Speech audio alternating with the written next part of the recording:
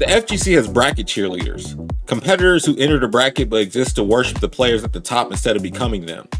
And the same community that built that culture spent years running a sustained campaign to erase a 3-time EVO champion from the conversation.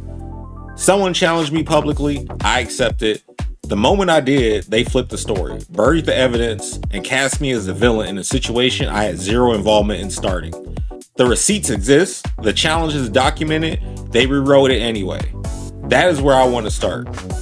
By the end of this video, you will see exactly how the FGC manufactures its heroes, buries its real champions, and why the cheerleaders in your scene are the biggest threat to your own competitive development. But before we get into the pattern that buried my results, you need to understand how long it has been running in this community, because it did not start with me. A post went up on Twitter not long ago. 5 players. Aliens want to destroy Earth. You pick the bracket that saves humanity. Who do you take? The answers the community gave told you everything. The same names, the same faces, the same narrative. Press them on Y and they hand you highlight clips. 0 receipts from a real Shark Tank. That gap between the hype and the hardware, that is the bracket cheerleader problem. Picture a competitor at a major. They are still alive in bracket. Instead of warming up, studying their next opponent, or mentally preparing for their own set, they are on the sideline coaching someone else. Calling out reads, celebrating someone else's combo, living through someone else's run. That is a bracket cheerleader. A competitor who entered the tournament but functions like a fan. They exist to celebrate the players at the top instead of becoming one. They defend legacies they had zero part in building. And when their idol wins, they treat it like a personal victory. When their idol loses, they erase it like it never happened. When an entire community operates this way, they stop evaluating players on real competitive evidence and start voting on who they like most. The result is a false Mount Rushmore built on manufactured hype instead of battle-tested results. And there is a very specific playbook that makes it happen. It starts with how the community responds to real threats versus manufactured ones. Real champions get treated differently than idols. When a player is a genuine threat, the community responds like a competing army. They share tech, they lab together, they build coalitions specifically to dethrone whoever holds the crown. I live that. People conspired in real time to beat me. That's actual respect paid through competition. But watch what happens when someone gets framed as the golden boy instead of the threat. The hunger disappears. The coalition becomes an entourage. The cheerleaders stop trying to improve and start doing free public relations work. A grand finals at a major is the case study. One player runs the bracket, resets the set 3-0, and is playing at a level the whole arena can feel. Momentum fully locked in. The other player had a decision to make. Instead of solving that problem inside the game, they called for a physical side switch and stalled through a rule request. That stall cooled the momentum, which flipped the emotional energy in the building, which flipped the bracket. The cheerleaders called it a genius move. Whether it was calculated or instinct, the answer to what was happening on screen did not come from inside the game. It came from a rule book. That is not the same thing.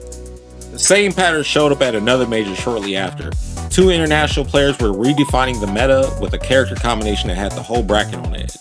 They were the most dangerous competition in the building by a significant margin. A real champion sits down and solves that. Instead, a tweet came out from inside the same venue. The player publicly passed on that matchup. The pivot went to a side game with a fraction of the global talent pool, roughly 100 players worldwide at a serious competitive level.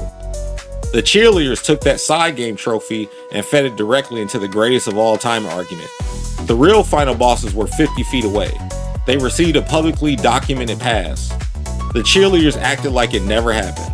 Beating a room of 100 is a different test than surviving a global Shark Tank.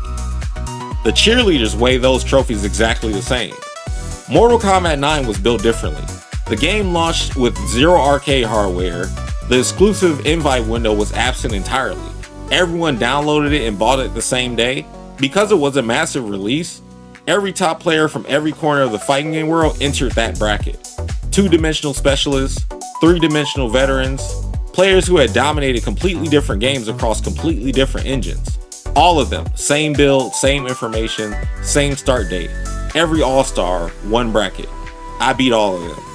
That result matters to me more than anything else on my resume because it was the one time every variable was equal.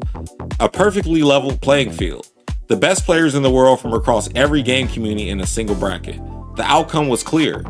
And that is the receipt the cheerleaders have been unable to explain away, which is exactly why they tried so hard to erase me instead. Here's what almost the entire community missed or chose to ignore. By the time that exhibition set happened, the scene had already been running a sustained campaign against my career. Earlier that year, I posted an honest update to my subscribers. I told them I had to operate differently than other streamers who accepted donations all day and went live continuously because I had to actually practice to stay competitive at a world championship level. I use other creators as a reference point for the difference in situations. I was being transparent with the people who supported me. The community took that transparency and turned it into a weapon. Prominent voices in the scene told people publicly to unsubscribe from my channel. That cost me subscribers. Lost subscribers meant lost revenue. Lost revenue led to lost sponsors. One honest post cost me real money because the mob needed a reason to swing. They had their justification and they were looking for more. The situation started with a tweet claiming tiers are irrelevant because the best player wins with any character. I pointed to the patch notes. The character in question received a significant upgrade between a major online league and EVO, moving from a mid-tier pick to an easy top 5 character. That context is factual and that context is documented. Ignore it and you build a myth. Acknowledge it and the narrative falls apart. The player whose tournament run was being discussed took the analysis as a personal attack on the trophy. That player challenged me publicly. I passed at first, then I accepted because that is what competitors do. You do not turn down the work. The community rewrote every detail. They reversed who issued the challenge. They stripped the patch note context entirely. They reframed a factual disagreement about a character tier as a salty veteran trying to tear down the new star. Then they use it as the closing argument in a case they had been building against me all year. You can beat people in the bracket. You can beat them across multiple games and multiple engines. You can accept their challenges directly, but a community that has already chosen its narrative will edit the footage to match the story they decided on before the set was ever played. So you rewrote the challenge, erased the patch notes, and flipped the entire narrative. What else do you rewrite? Turns out, everything. A prominent community commentator spent time on record calling me a dodger because I was based in the Midwest and selective about which East Coast events I traveled to. What was left out was that I competed in a sanctioned online league every single week against the same pool of top players.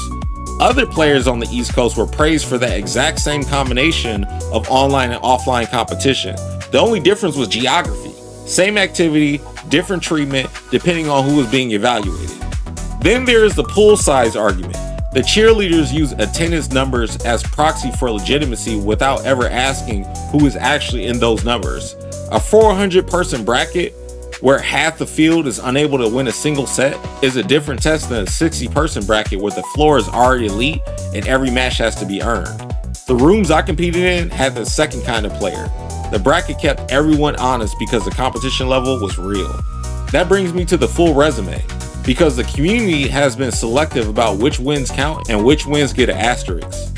I'm a 3-time EVO champion. I've won the 2007 World Cyber Games representing the United States on a world stage. I competed across Street Fighter, Mortal Kombat, Tekken, Dead or Alive, and Injustice at the highest level and won in all of them. And on the subject of Mortal Kombat 9 specifically, I won year 1 on that level playing field. Then the entire meta flip upside down between year 1 and year 2. New characters, new tier lists, completely different game.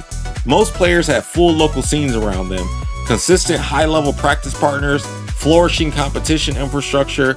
I was driving 2 hours for competitive practice, 2 hours each way. While that was happening, people were calling me a dodger for skipping locals, the same locals that required a 2-hour drive. I won year 2 anyway. Winning when the conditions are equal is one kind of proof. Winning when the meta collapses and your resources are a fraction of everyone else's is a different kind entirely. Players who sit on the community's Mount Rushmore for dominating one game in one engine, I beat those same players in multiple games across multiple engines. That is a different kind of proof. The Mount Rushmore they built leaves me off entirely. I'm bringing this up because the blueprint they use to build that list is the exact same blueprint that keeps players in your scene locked in cheerleader mode. Understand how the narrative gets manufactured and you can see through it. See through it and you stop measuring your game against what the community says is great and you start measuring it against results. The bracket cheerleader problem is a mindset trap that works on players at every level. Start worshiping a competitor instead of studying them, and you stop competing against them. You start serving their legacy. The mental energy that should go into solving their game plan goes to defending their reputation. The community that could be pushing everyone to new levels turns into a press operation protecting players who stop proving themselves. Real competitive growth requires you to treat every player as an obstacle, including the ones you respect, especially the ones you respect. If you want the pre-match mental framework that builds that kind of clarity before you step into the bracket, get the 60-second checklist for free at the link in the description. If it asks for a price, type 0. The moment you sit down across from someone, who they are stops mattering. What matters is what they do in the set. And that mental stack got to him.